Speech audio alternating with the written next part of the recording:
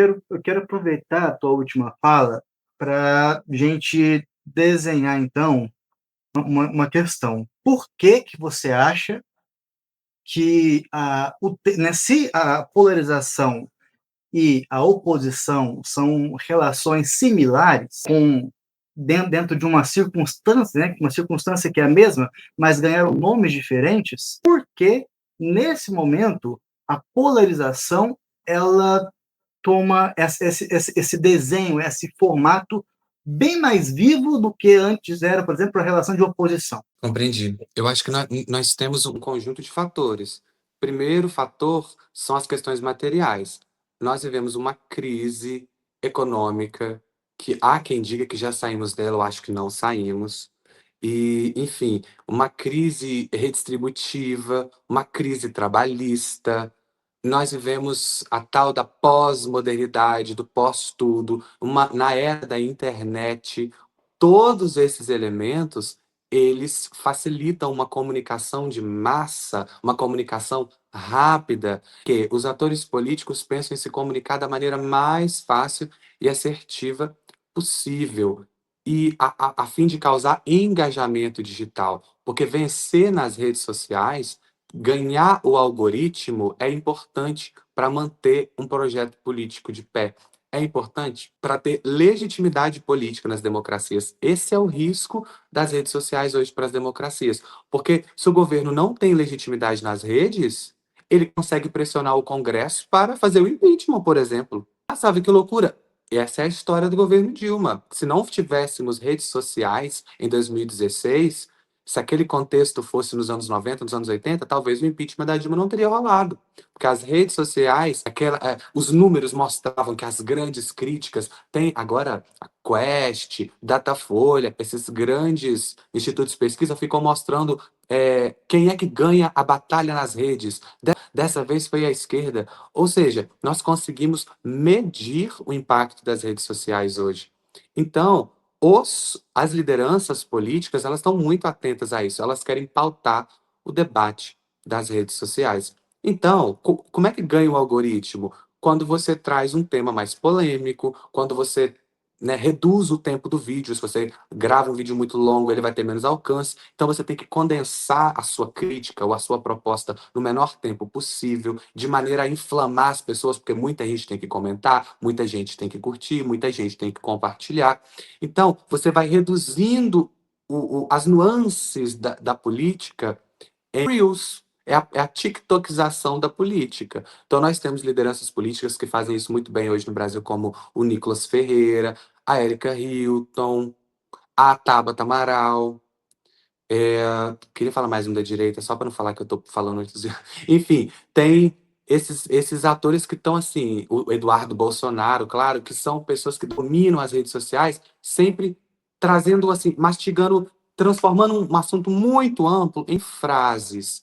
Se eu recebo uma notícia em frases, eu entendo ela com muito mais facilidade. E entender um tema político, econômico, social não é tão fácil de entender com um vídeo de 59 segundos. Então, quando você recebe, você sabe que o contexto é horrível. Por exemplo, nós sabemos que o Trump lançou taxas contra o Brasil. Eu ouvi essa notícia, só que eu não sei exatamente o que isso significa. Aí o político que eu sigo, que eu votei, que eu provavelmente confio, grava um vídeo de 59 segundos explicando aquilo para mim, falando é culpa do Lula, ou é culpa do Bolsonaro, é culpa de não sei quem. Eu vou me engajar e falar, é isso mesmo que eu sei, porque eu já não gosto de fulano de tal, e a culpa só podia ser dele. Então, isso vai produzindo esses caminhos cognitivos, né? São os vieses de confirmação que as bolhas da internet promovem. Então, as pessoas não têm mais espaço, elas são reféns das próprias bolhas, elas não têm mais espaço para ouvir o contraditório. E quando elas ouvem, elas já estão com quatro pedras na mão. Você falou em afeto, né? Que a mudança ali naquele momento de Bolsonaro, Aécio Neves, né? PSDB em si, gerou uma nova dimensão de afeto, né? Nas Uhum. relações políticas brasileiras. E desse afeto, a dimensão da polarização, né? Essa característica da polarização começou a ganhar mais, né? As mídias, os telejornais, em relação ao que isso significa.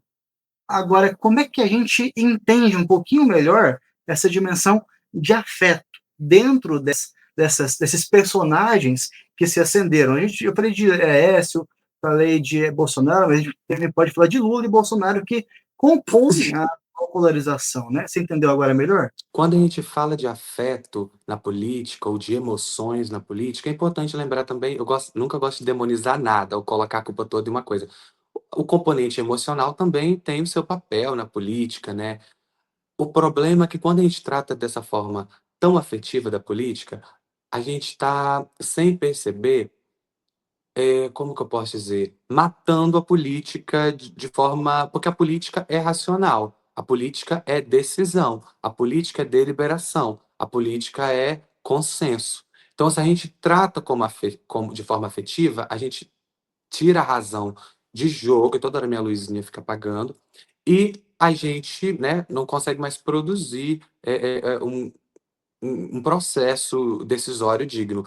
Adoro esse termo processo decisório. Tem um cientista político, e já faleceu há poucos anos, que é o Wanderlei Guilherme dos Santos, que ele, analisando um outro momento histórico do Brasil, que é o 1964, quando teve o golpe militar, diferente daquelas correntes estruturalistas que explicavam o golpe de diversas vertentes, né? Ele falou: olha, vocês não estão olhando para um elemento importante, a crise do processo decisório. Existia ali dentro do Congresso Nacional, nos anos 60, uma polarização tão grande, uma desordem tão enorme, uma oposição tão irracional, que a coisa não andava mais.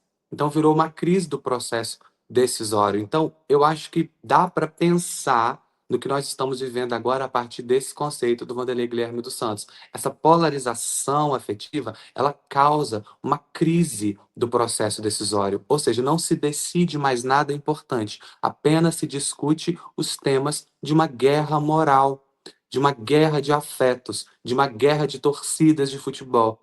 Então, eu acho que isso é uma coisa interessante para se pensar. Eu penso em outros autores, Marcos Nobre, né, que vai falar de imobilismo também, de 2013 para cá, enfim. Então, assim, o que nós estamos vivendo é isso. Na cabeça desses militantes mais bolsonaristas e lulistas, esse embate de polarização afetiva é movimento, é resistência, é progresso, mas, na verdade, estamos paralisados há mais de 10 anos no Brasil, sem nenhum grande avanço, muito por culpa dessa polarização afetiva burra que grande parte da população vive. E é importante nesse sentido, quando a gente olha para as pesquisas de opinião, por exemplo, nós temos ali aqueles candidatos que apoiam Lula como se fosse tudo e apoiam Bolsonaro como se fosse tudo, mas tem um pacotão de pessoas ali no meio que não está muito interessado em torcer para um desses. Só que são pessoas que, sabe, ai, tô cansado, nem quer saber, sabe? A pessoa já desiste porque ela vê que não tem jeito. Então, assim, isso é o resultado dessa polarização afetiva, o imobilismo no processo decisório da política brasileira.